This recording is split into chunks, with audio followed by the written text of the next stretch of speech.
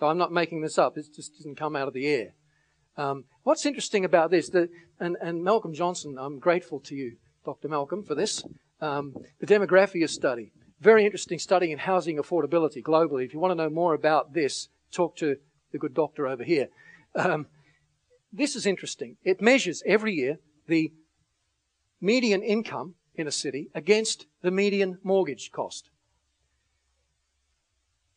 And it comes up with a list of affordability and unaffordability. According to this survey, Australia has 22 severely unaffordable cities, compared to about 11 in the US and 14 in the UK.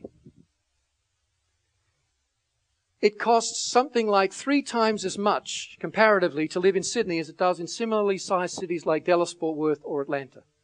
If you're a Sydney-sider, it costs you, on the median income, 57% of that income to take a median mortgage. What does that mean in terms of... It means in an age of single occupancy, remember, when more and more people are living alone in the house, it takes 2 people working at least the median level, if you add in all the other costs of life, to pay for the mortgage, which puts tremendous pressure on work-life balance.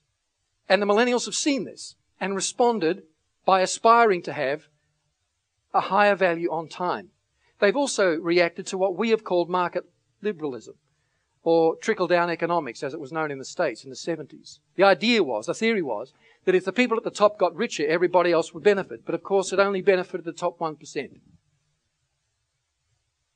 And millennials are reacting against the affluenza that Oliver James talks about in his book of the same name. He says we have an epidemic of keeping up with the Joneses, consumerism that is driving higher and higher levels of anxiety, confusion and depression. And by the way, he cites Australia as one of the prime examples in his case studies. They also value narrative enrichment. This generation is looking for people to help it write a new story. A new generational story. It's more interested in some ways than story than stocks. It's more interested in enrichment in terms of its narrative. The story that I tell about myself, my personal CV, my circle of friends and contacts, the experience that I've had. This is more important in many ways to them than things like money, because it's a narrative generation. Everything that comes to it comes in the form of narrative.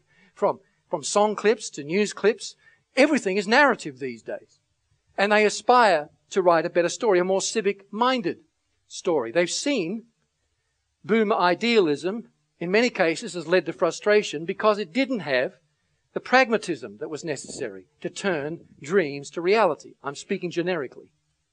It has also seen Gen X pragmatism, which turned into cynicism in some cases because it didn't have the optimism to carry it through long term. So this is a generation that wants to take the best of both. Blue skies thinking married to grassroots activism to write a new kind of generational story.